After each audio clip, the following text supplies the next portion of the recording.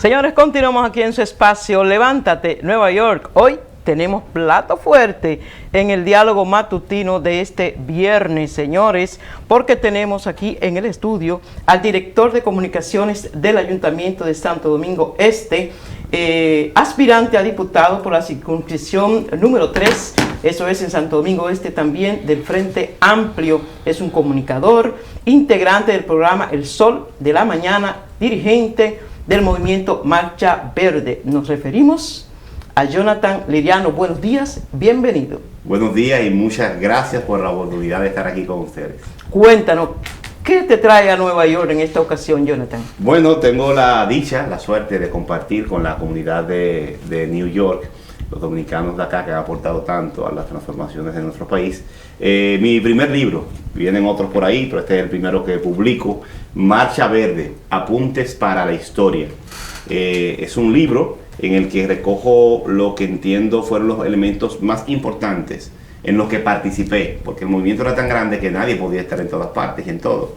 Me tocó ser parte y coordinador del equipo de comunicación de Marcha Verde desde el origen y de la estrategia de comunicación, y también de la dirección nacional y del equipo de coordinación nacional y el comité ejecutivo de Marcha Verde. Entonces tuve varias experiencias y decidí, porque tengo esa costumbre desde hace muchos años, soy periodista de formación, de escribir lo que pienso y mis experiencias. A veces las publico, a veces no. Y dejé, como tengo mucho trabajo y muchas cosas para que no se me fueran los recuerdos más importantes, dejar constancia de capítulos de Marcha Verde que para mí fueron fundamentales y que han estado en discusión y no han tenido una respuesta específica, como el tema del financiamiento, el tema de la participación política electoral, el tema de la estructura del movimiento y todo lo demás. Jonathan, Oscar Pérez, un placer tenerte aquí. Y tú, porque realmente tú acabas de dar en el clavo sobre muchas preguntas que hasta yo tengo sobre... Tienes que leer el libro. Exacto. No, de eso es seguro. Tú me lo dedicas a... Pero aquí yo le puedo responder las principales. Mira, habieron muchos rumores de que la Marcha Verde, que ha sido el movimiento de masa más importante en la República Dominicana, yo no recuerdo de cuándo, pero por años, yo no recuerdo la República Dominicana. Lo que va del siglo XXI es la manifestación social más grande y consistente, porque fue en el 2017 en enero comenzó, pero la Marcha del Millón fue a mediados del 2019. Exacto. Un movimiento social por regular no tiene esa extensión. Sí, exacto. Entonces, inclusive la marcha por el medio millón de la UAS no tuvo... No. Fue el casco alrededor de la UAS y de ahí no pasaba, y las bombas de la policía. De ahí no pasó. Entonces, y han habido muchos rumores de que eso fue organizado, financiado y creado por los Estados Unidos. De todo se ha dicho. De todo se ha dicho. Por favor, porque yo te voy a decir lo siguiente. Si eso fue un movimiento espontáneo de los dominicanos, hay esperanza. Tú podríamos decir más o menos cómo se creó Marcha Verde, cómo se originó, qué fueron las fuerzas que lo formaron asociadamente. Sí, es muy importante. Y Perdona. ¿A qué movimiento político tú perteneces? Yo soy del Frente Amplio. Exacto. Me juramenté después de las elecciones. No era miembro de un partido político cuando estaba en Marcha Verde. Ajá. Tengo 37 años, había colaborado con varios grupos, movimientos. Trabajé con Guillermo Moreno sin ser miembro del partido en la comunicación. Fui encargado de comunicación del gran diputado, dirigente histórico de la izquierda, Fidelio Despradel. He estado vinculado a sectores del Frente Amplio, a María Teresa, hace tiempo, pero me juramenté después de las elecciones. No había sido miembro militante porque soy parte de una generación que rompió el viento frío de la era del PLD, donde ni se protestaba, la población no se manifestaba y se toleraba pacientemente los grandes abusos que se cometían. Nosotros, mi generación, yo comencé siendo periodista, trabajé en el Listín Diario, en El Caribe, en CDN, en 1+1 con Juan Bolívar todos los viernes por más de 5 años. Entonces, pero me entendía que no me bastaba eso, porque la política era el instrumento para el cambio, y comencé a acercarme al sector social. Participé en todas las manifestaciones la OISOE, los Haitises, el mismo grupo de jóvenes en el distrito, básicamente. Movimientos sociales, pero pequeños, el 4%, que fue más grande, participamos todos también. Y en esos años, en los últimos años, en los gobiernos del PLD, sí hubo diferentes movimientos. Como en toda sociedad, donde hay gente, hay movimientos. Un movimiento social no es más que la articulación de los seres humanos alrededor de una causa y una reivindicación. El movimiento social no busca el poder, busca conquistar una reivindicación. y por lo regular tienes una característica limitada. Si el pueblo reclama agua y tú le das agua, ya no hay movimiento de agua.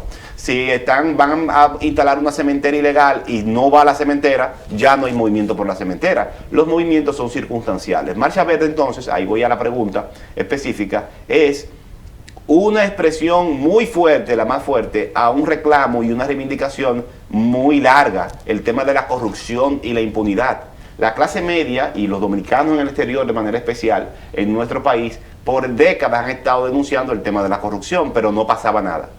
Todo lo contrario, se burlaban los políticos de los dominicanos que hablaban de ese tema y decían que no era importante porque no marcaba en las encuestas tampoco. Y se suicida un ingeniero en el ISOE, hacemos cadena humana, que una cadena humana exitosa era de 100 gente. Pero como estaba en el centro de la ciudad con la clase media, salía en la prensa. Pero no es verdad que se movilizaba mucha gente por el tema de la corrupción, no pasaba durante 10 años consecutivos. Era un tema, Nuria tiraba un reportaje hoy, había un escándalo, pero no pasaba de ahí. Y otro periodista tiraba salía otro escándalo, pero no pasaba del escándalo. Entonces, el caso Odebrecht es el que convierte el tema de la corrupción en una posibilidad para que la gente se movilice. En el 2016, José Ramón Peralta le dicen que la gente está indignada por este tema, y José Ramón Peralta dice que estamos en Navidad y que la gente lo que está en su comida de Navidad, y que eso iba a pasar con la Navidad. Entonces, ahí nos convoca Ricardo Nieves y otros comunicadores a un programa en la tarde, al gobierno de la tarde, y convoca gente que habían estado en el activismo reciente, a María Teresa Cabrera, a mí, a Carlos Pimentel y a otros.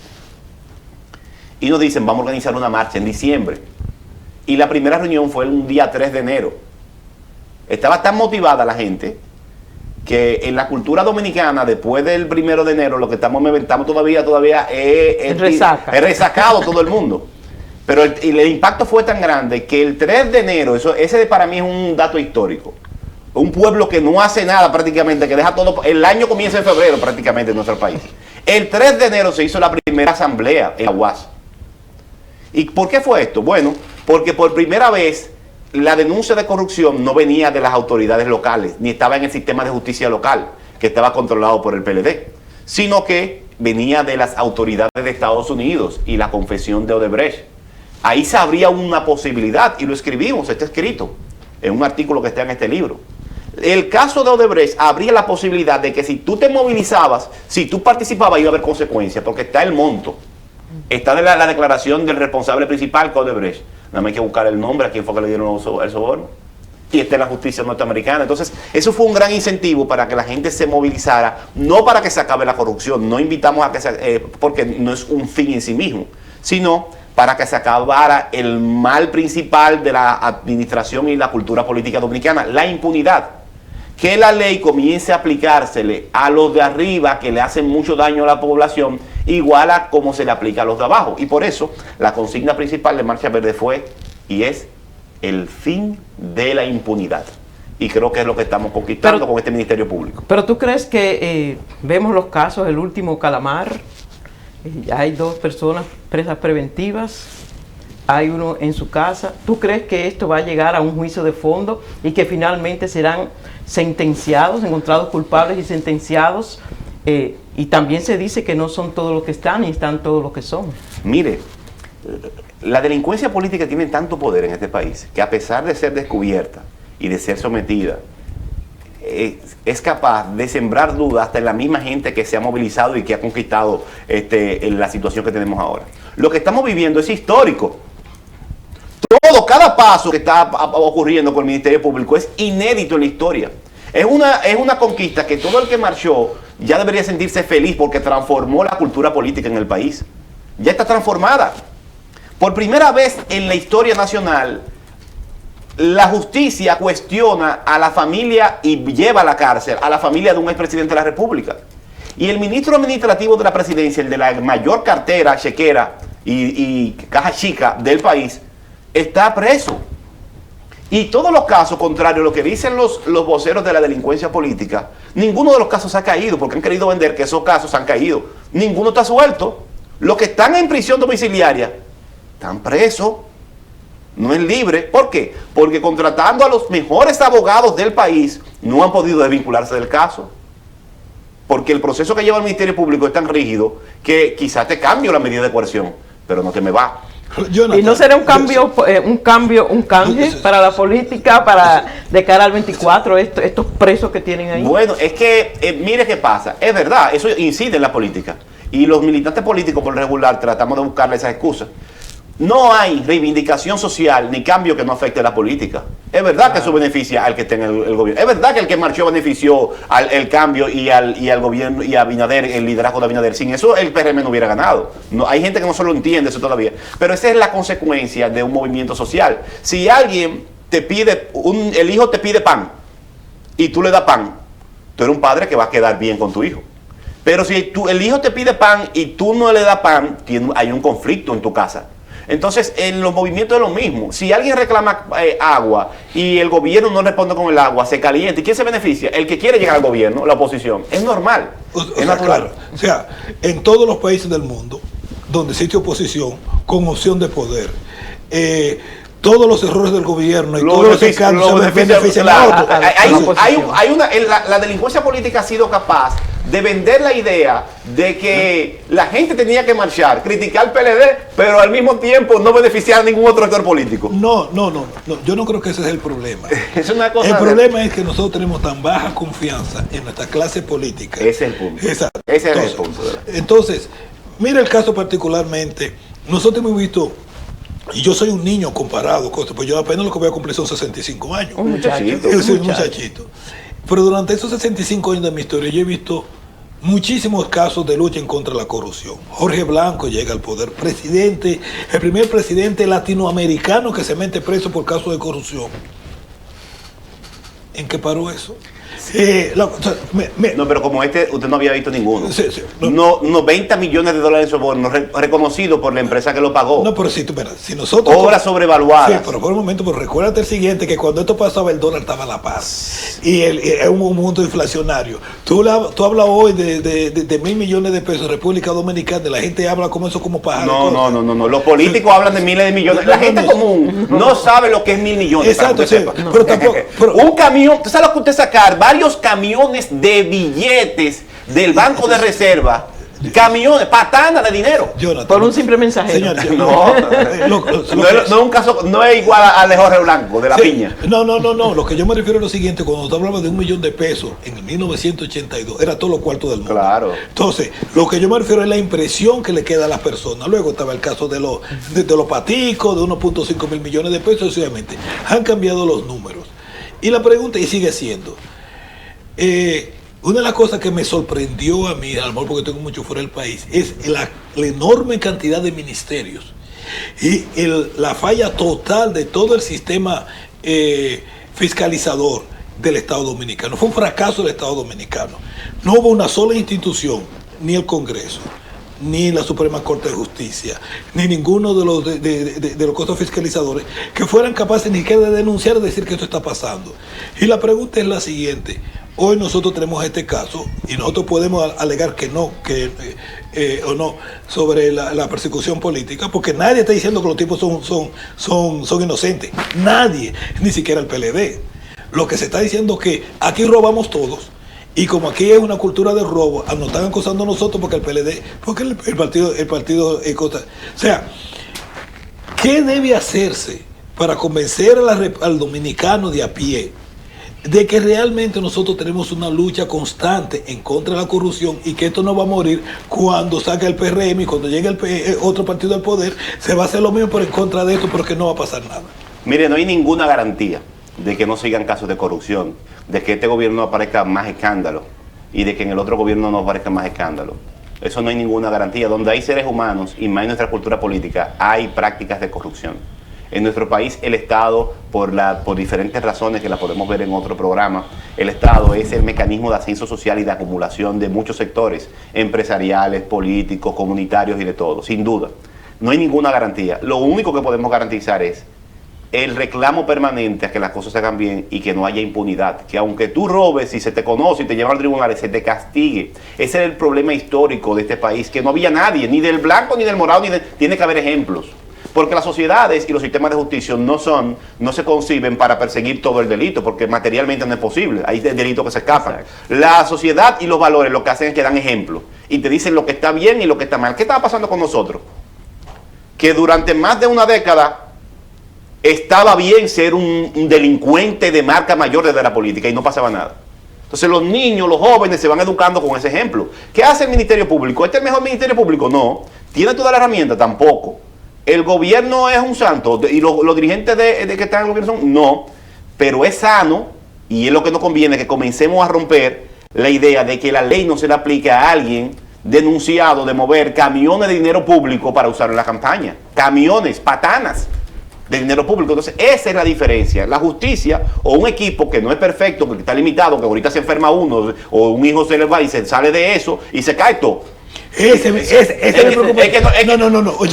Entonces, y se cae todo. No, pero la garantía mi problema es que la lucha contra la corrupción está basada en valores personales del que está en el poder. Pero es que, entonces, es que hay que desarrollar eso por el tiempo. Por un momento. O sea, que el procurador general sea elegido por el pueblo. Es una razón. Segundo, caja única para todos los partidos políticos. Tú no puedes gastar un centavo en la campaña. Son propuestas para institucionalizar el cambio. Pero a lo que eso llega, a lo que la Chava viene, estamos en un momento de transición. Pero vamos a proponer además otra marcha verde para aplicar en mi campaña de diputado le voy a traer esa propuesta. Yo lo que le quiero decir es que no podemos distraernos. Cuando tú estás en una lucha, es imposible conseguir todos los objetivos al mismo tiempo. Nosotros, el pueblo se movilizó. Sí. Porque ni nadie que tuviera marcha verde puede decir que era dueño de eso, lo controlaba. Era de verdad mucha gente en el país entero. Ahora mismo, por primera vez, hay varios expedientes. Ojalá que llegue más de cualquier gobierno, de todos los gobiernos. Pero a este Ministerio Público hay que apoyarlo, porque la misma delincuencia política que está siendo acusada quiere desprestigiar ese Ministerio Público. Completamente. Jonathan, hablando de la realidad que está viviendo la República Dominicana. Yo vine por el café, me dijeron que es que Rafa dice que no hay plata. Rafa. Mira, en República Dominicana se ha visto en los medios. Que para la próxima vamos a tener una chica. ¿Y por qué tiene que ser chica? Bueno, porque para él, no es para mí, es para ustedes. Claro que sí. Mira, en estos días se ha hablado en República Dominicana, está mucho sobre el tapete, esto sobre la alianza público-privada, que la gente no le gusta, también la ley de fideicomisos.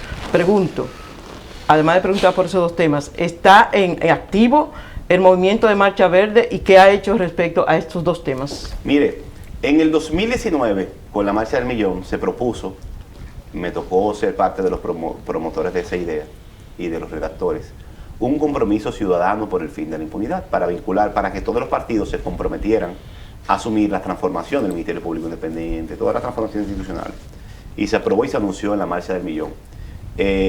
Después que se aprobó, hubo problemas para ejecutarlo, porque a mucha gente en Marcha Verde no quería nada con los partidos políticos. Otros sí vendieron el partido político, porque se vendió la idea de que todo el que es político es malo. Y nosotros no íbamos a enfrentar eso. Lo importante era caminar mientras llegaba la situación, mientras avanzábamos. Y como se aprobó, pero no se podía ejecutar por las diferencias internas, yo me retiré de Marcha Verde, públicamente, con una carta, está aquí en el libro. Me desvinculé.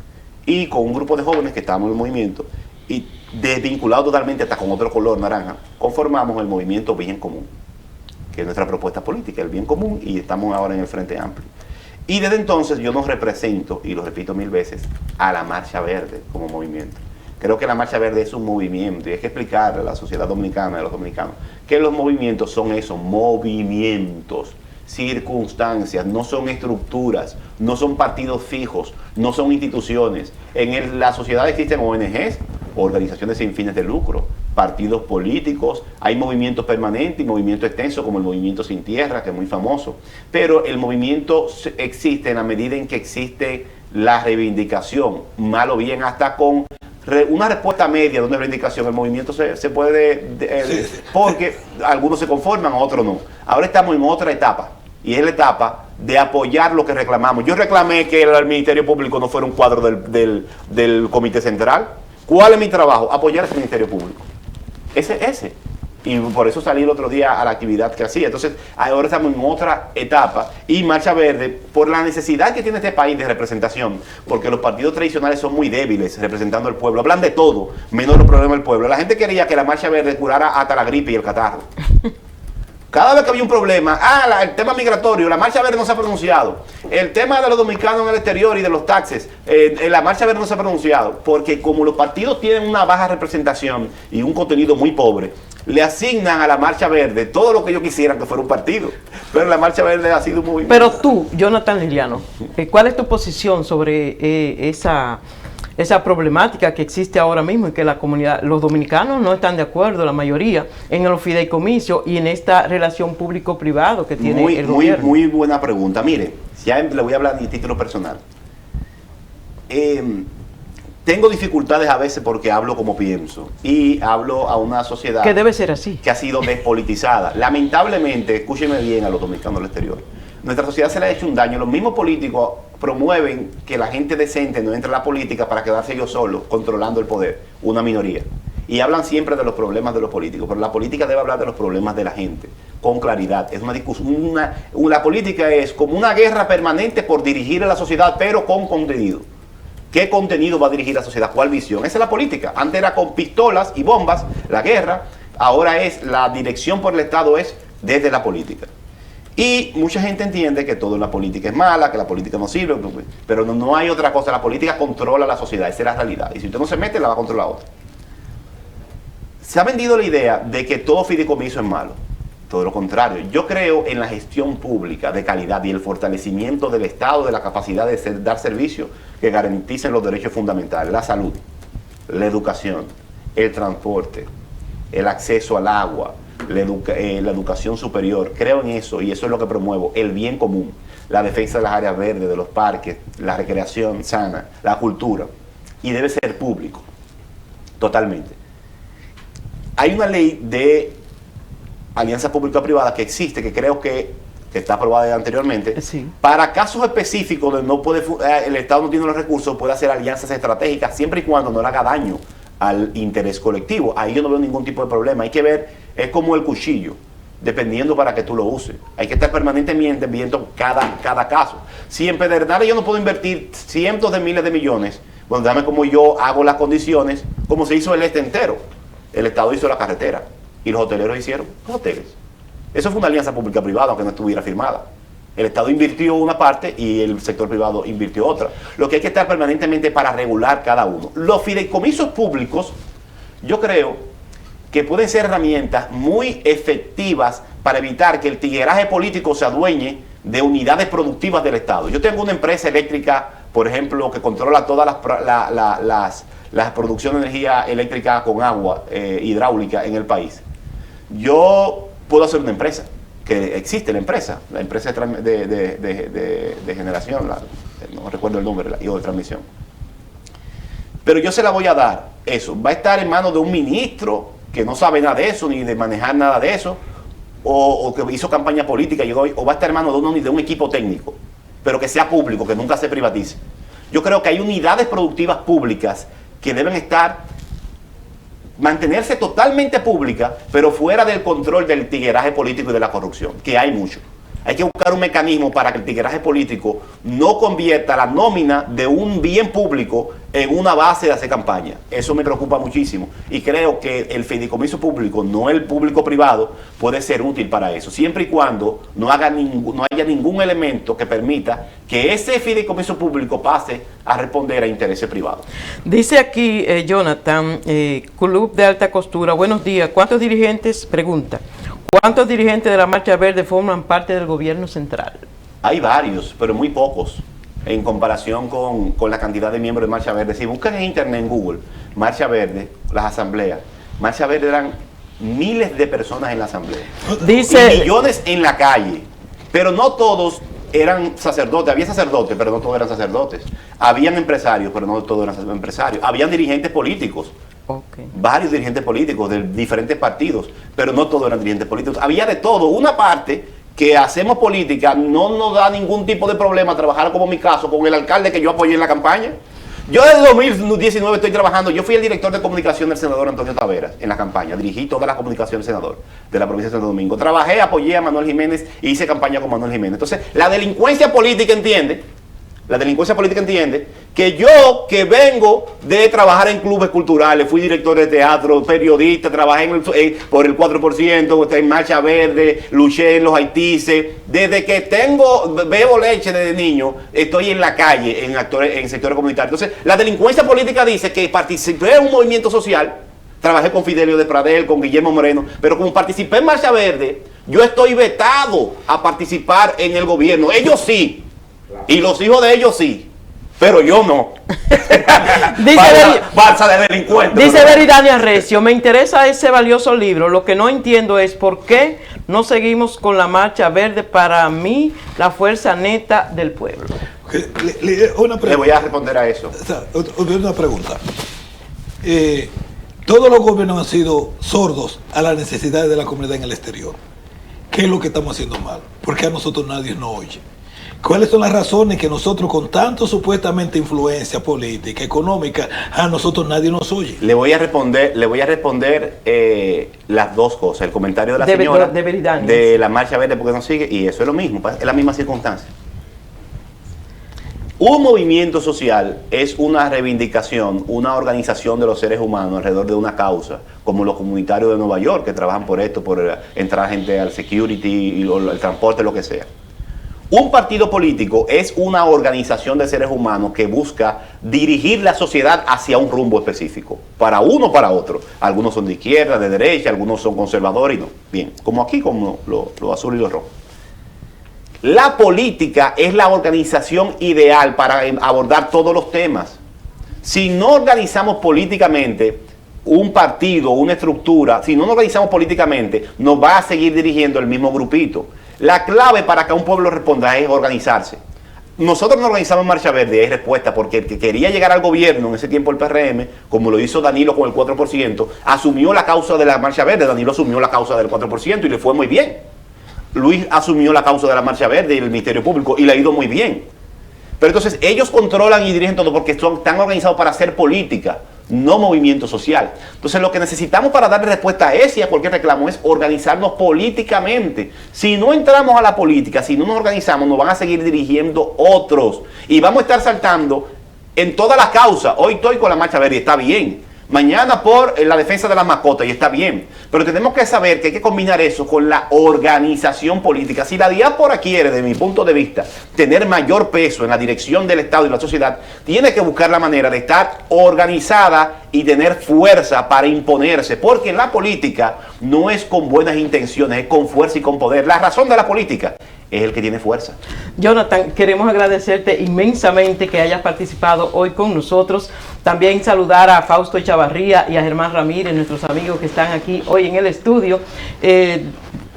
Las puertas abiertas y que tú invites a la gente para que sepan dónde ir, dónde tú vas a presentar el libro, a qué hora, exacto, dónde y si lo pueden adquirir en ese mismo lugar. Bien, miren, hoy a las 6 de la tarde, dice a las 5 aquí, pero en el arte es a las 6 de la tarde, en Fort George Community Service, eso es en la 15-25 San Nicolás, extenderemos el evento de presentación del libro y vamos a hablar específicamente, yo quiero hablar más de política que del libro.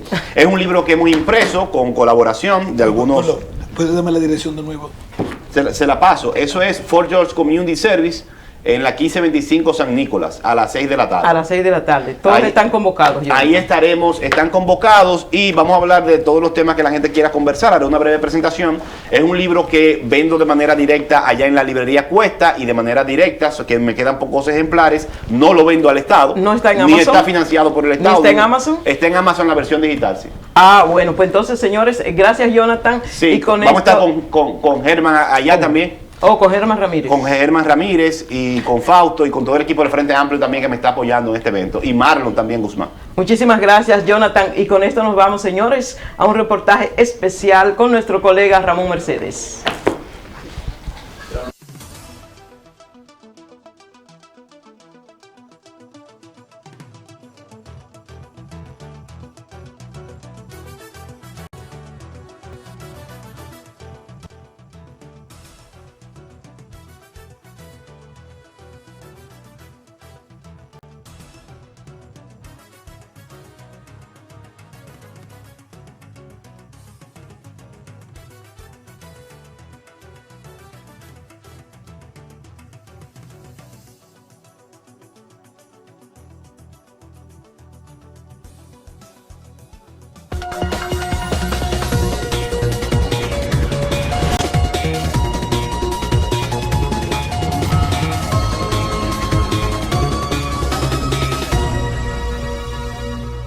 Comunicadora, locutora, presentadora, empresaria. Lo menos que tengo es tiempo para esperar en una sala de emergencia.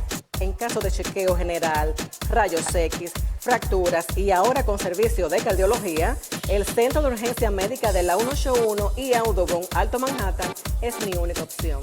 El Centro de Urgencias Médicas en el 521 West de la calle 181, esquina Audubon en el Alto Manhattan, está para servirte. Señores, continuamos aquí en su espacio Levántate Nueva York. Jonathan Liriano ha despertado aquí. El chat está encendido, la gente preguntando. Dice Veridania, buenos días. Dice, eso es para ti. Oscar, gracias por todas esas informaciones. Estas informaciones no se escuchan en los medios controlados por el sistema. Dice Tiamo Olofsson, la humanidad ha perdido la misericordia y vendrán cosas peores. Eso es en relación a lo que estábamos comentando primero. Veridania dice, ya lo leímos. Alta Costura y Club de Alta Costura dice, pero ¿cuál es el ejemplo? Robar 100 y devolver 5. ¿Cuál es el destino de los otros, de los 5 que han devuelto en relación a esto? Y dice Heidi Oleaga Paradis, Abinader debió ponerlo en la cárcel y quitarle el dinero y no aumentar la deuda. Cuando un presidente haga eso, empezará a cambiar República Dominicana. Esas cargas, la gente se supera y tienen poder. República Dominicana es volverse rico. Señores, el chat de Levántate New York está encendido. Y yo agradezco al chat de Levántate New York porque hay una cosa que ellos están diciendo claramente. La justicia tiene que ser justa. Claro. O sea, el detalle no es que se persiga a la corrupción, es que se persiga justamente. Por eso es que se presenta la imagen de la justicia como ciega. No, pero mira lo siguiente. Para no ver el bolsillo de nadie. ¿Cuántos niños han muerto en República Dominicana por falta de equipo médico en los hospitales? ¿No son esos asesinos? El que roba el erario público no es un asesino. Cuando yo le robo al erario público y causo la muerte de miles de personas, de cientos de personas, ¿por qué yo lo voy a tratar con guantes blancos? ¿Por qué yo le puedo permitir a una persona? Nosotros debemos elevar a niveles de traición a la patria, a niveles de traición a la patria, el robar el erario público, por encima de cualquier crimen, porque robar el erario público penaliza y afecta a todo el país. Cuando yo puedo ser un asesino y yo mato a esa persona, eso le afecta a esa persona y a su familia. Pero cuando yo me robo el erario público, le afecta a todos los dominicanos. El incremento de la criminalidad, el no acceso a educación, el no acceso a salud, gente viviendo en la calle, todo eso es consecuencia directa del robo de cosas. De que nosotros hemos pasado en menos de 40 años de ser uno de los países más seguros de Latinoamérica, uno de los más inseguros, con alrededor de 3,000 y pico de asesinatos todos los años, es culpable de la cosa. Y hablar de que una persona se puede robar 1.500 millones de pesos y luego se va a quedar con 500 porque devolvió 1.000 y cosas, yo no lo puedo aceptar. Para mí es inmoral e injusto. Entonces, por eso es que yo sigo empeñado en que tenemos que hacer los cambios institucionales que conviertan eso en un caso de lesa humanidad y una traición a la patria. Tú sabes que en investigación a nivel general y también en investigación periodística, el rastro del dinero habla solo. Entonces, el rastro del dinero habla solo. ¿Cómo que si yo nací, crecí en Los Minas, vamos a decir, en un barrio pobre de Los Minas, viviendo como vive toda la gente de ahí, con precariedades y todas las condiciones, de repente yo doy un salto y ya yo vivo en Arroyo Hondo, en una residencia de millones de pesos? Entonces, eso es tan sencillo como tú seguir el rastro del dinero. Funcionarios que llegaron con nada y que de repente tienen helicópteros, tienen aviones, tienen de todo. Entonces, es tan sencillo como seguir el rastro del dinero. Te decía que la justicia se presenta, la imagen, que es ciega.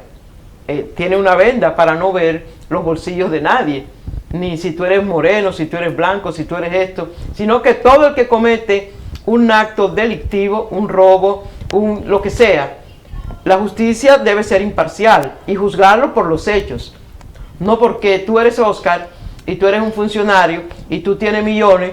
No, la justicia contigo tiene que ser más flexible, tiene que ser más benevolente, porque hay que considerar al señor Oscar. Entonces, bueno, pero mira, es un problema de justicia social. Exacto. Mira, cuando nosotros, todos los crímenes no tienen el mismo castigo. Si tú asesinas, el castigo es diferente al si usted roba. Exacto. Si usted se roba una gallina, no, el castigo se espera que no sea idéntico al si usted viola a una persona. Y la pregunta es ¿por qué? ¿Por qué nosotros diferentes crímenes lo tratamos de diferente forma? Por el daño que le causa a la sociedad primero, y segundo, por el daño que le causa a los habitantes del país. Entonces, un país puede decir, ok, República Dominicana tiene un concepto de justicia de que la vida es sagrada. Y por tanto nosotros no utilizamos la pena de muerte. Nosotros consideramos que solamente Dios, que dio la vida, es el que tiene derecho a quitarla. Ok, eso nosotros podemos... Pero seguimos insistiendo que lo máximo, el tope de las penas en República Dominicana, 30 años para cierto tipo de crímenes, también es bueno elevar. Sí, no, nosotros podemos discutir eso hasta la eternidad, si 30 o 35 años lo cosa. Pero nadie puede negar que el crimen que más daño le causa al país es el robo de los recursos económicos, de los recursos públicos. Los recursos que están destinados al desarrollo del país y a resolver el problema de precariedad, de hambre y de vivienda de los dominicanos en su totalidad, el que le pone la mano a ese dinero debe ser el crimen de mayor severidad y de castigo. ¿Cómo es posible que unos turpenes, después que llegaron a un acuerdo, estén celebrando en yates privados el hecho de que se le quedaron con 500 millones de los 2.000 y pico que se robaron? Celebrando, señores. Y los muchachitos de República Dominicana andando descalzos en los barrios, muriéndose en los hospitales.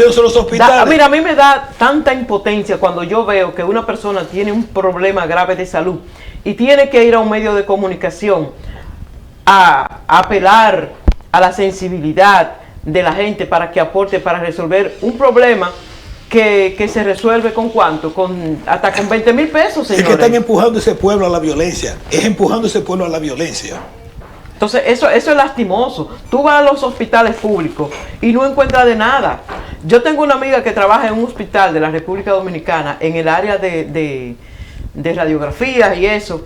Y ella dice, oye, ella que va y solamente tiene que ir a cumplir un horario, a sentarse, porque no tiene nada que hacer, porque en un contubernio aparente entre las autoridades del hospital y que uno de ellos es dueño de una entidad privada que hace eso, entonces ellos dañan, le quitan una pieza a los aparatos del hospital para que ahí no se pueda hacer radiografía. Te indicaron ese estudio, no, usted tiene que ir a la acera del frente porque los equipos aquí están dañados. ¿Cómo se llama? Eso es un crimen, señores. Entonces la gente que no tiene para comer ni para pagar un pasaje o busca o va a apela a la sensibilidad en los medios de comunicación para que le ayuden a pagar ese estudio en ese lugar, o se muere. Entonces, ¿de qué estamos hablando? Y esa es la economía que más crece en Latinoamérica por los últimos casi 40 o 50 años. Entonces tú te preguntas, ¿cuál es yo no tengo palabras para el nivel de crueldad de la clase dirigente dominicana?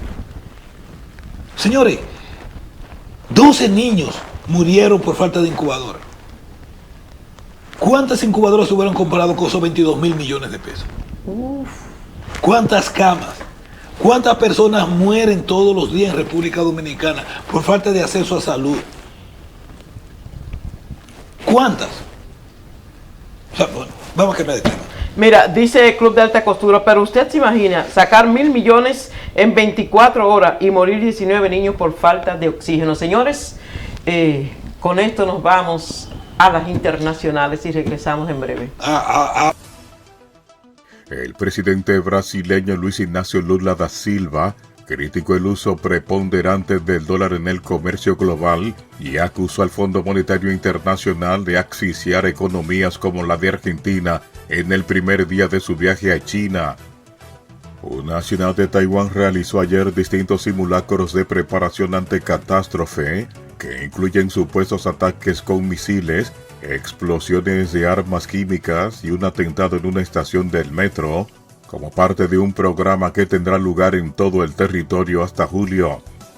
Donald Trump fue interrogado bajo juramento durante varias horas ayer jueves en un caso de fraude financiero abierto por la Fiscalía de Nueva York que acusa al expresidente estadounidense y a 3 de sus hijos de fraude financiero, una semana después de una imputación en otro caso penal. Cientos de miles de personas se manifestaron de nuevo ayer en Francia contra la impopular reforma de las pensiones del presidente liberal Emmanuel Macron, en un último intento de hacer presión un día antes de la definición determinante del Consejo Constitucional. El presidente de Estados Unidos, Joe Biden, aseguró que está preocupado por la filtración de documentos altamente sensibles de su gobierno, pero pareció descartar cualquier riesgo inmediato. La píldora abortiva mifepristona seguirá disponible temporalmente en todos los Estados Unidos, pero bajo normas estrictas, tras una sentencia dictada a última hora por un tribunal federal de apelaciones. Las tropas de Estados Unidos y Filipinas lanzaron ayer misiles antitanques en el marco de los mayores ejercicios militares conjuntos que estos dos aliados para contrarrestar la creciente influencia de China en la región. El presidente brasileño Luis Ignacio Lula da Silva aterrizó en Shanghái al iniciar una visita a China, en la que hablará el viernes con su homólogo Xi Jinping del conflicto de Ucrania y de inversiones. Este ha sido el resumen en las internacionales. Rafael Díaz les informó.